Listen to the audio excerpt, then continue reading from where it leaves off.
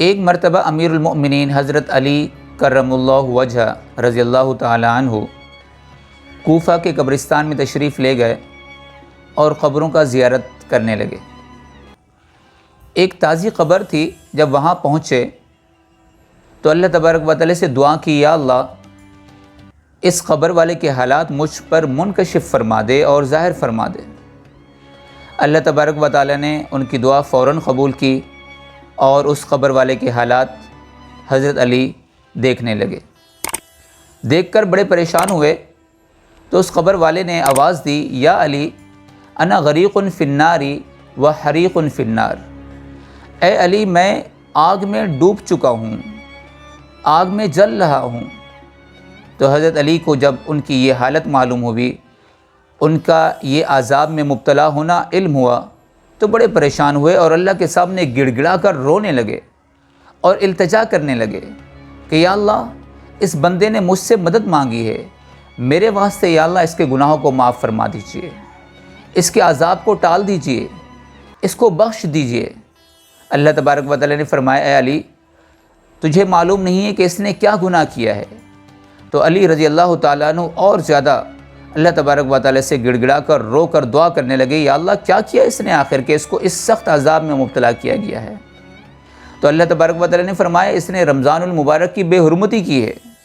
کہ دن میں یہ شخص روزہ رکھتا اور راتوں کو گناہوں میں مبتلا ہوتا، تو اس گناہ کے سبب اسے اس قدر شدید عذاب میں مبتلا کیا گیا ہے۔ حضرت علی رضی اللہ تعالیٰ عنہ سجدے میں گر پڑے اور اللہ سے اور دعائیں اور گڑ گڑا کر اللہ سے التجا کرنے لگے کہ یا اللہ میری وجہ سے، یا اللہ اس نے کتنا بے دردی سے مجھ سے مدد مانگی ہے، یا اللہ اس کو معاف فرما دیجئے۔ اللہ تبارک و تعالی نے حضرت علی کی دعا کو قبول فرمایا اور اس شخص کی بخشش فرما دی۔ عزیزان گرامی، اس سے اندازہ کیجئے کہ رمضان المبارک میں لوگ اپنا ٹائم پاس کرنے کے لیے کن کن گناہوں کا سہارا لیتے ہیں، کن کن ایکٹیویٹیز میں اپنے آپ کو انوالو رکھتے ہیں تاکہ ٹائم پاس ہو جائے۔ بس اوقات لوگ لوڈو اور اسی طرح گیمز اور مختلف چیزوں میں جو ہے اپنے آپ کو ٹائم پاس کرتے ہیں۔ فار ایگزامپل رمضان کی سٹارٹ ہوتی ہے یا رمضان کا اینڈ ہوتا ہے تو قیمتیں اس قدر بڑھ جاتی ہیں کہ لوگوں کا بس نہیں چلتا کہ لوگوں کو لوٹ لیں، منافع خوری عام ہو جاتی ہے، گناہ عام ہو جاتے ہیں، ہاں ٹائم پاس سونا بالکل عام ہو جاتا ہے۔ اسی طرح جو ہے سود خوری، حرام خوری، گناہوں میں انوالو ہونا، گناہوں میں مبتلا ہونا، اسی طرح اور منافع خوری میں مبتلا ہونا، اسی طرح اور بہت سارے گناہوں میں مبتلا ہونا عام ہو جاتا ہے۔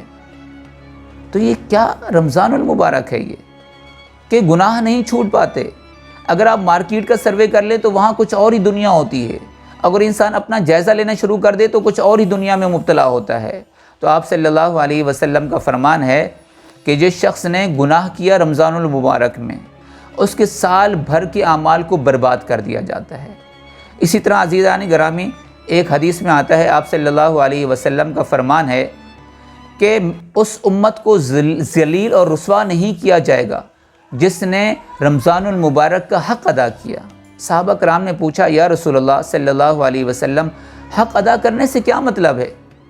آپ صلی اللہ علیہ وسلم نے فرمایا، جس شخص نے زنا اور گناہ نہیں کیا رمضان المبارک کے اندر تو اللہ تبارک و تعالی اور اس کے فرشتے سال ہا سال اس پر جو ہے اس پر رحمتیں نازل فرماتے ہیں اور اس پر لعنت نہیں فرماتے، اور اگر ایک شخص گناہ کرتا ہے تو سال ہا سال اللہ تبارک و تعالی اور اس کے فرشتے اس پر لعنت فرماتے ہیں۔ تو آپ صلی اللہ علیہ وسلم کا اسی طرح فرمان ہے کہ جیسے رمضان المبارک میں نیکی کرنے سے دگنا اجر ملتا ہے، اسی طرح گناہ کرنے سے بھی دگنا گناہ اس پر صادر ہوتا ہے اور گناہوں کا اس کو گناہ ملتا ہے۔ تو عزیزان گرامی، ہمیں رمضان المبارک کے تقدس کا خیال رکھنا چاہیے اور زیادہ سے زیادہ ان چیزوں کا جس میں میرے نبی نے ہمیں فرمایا ہے کہ رمضان المبارک کا تقدس کا، حرمت کا بھرپور خیال رکھیں۔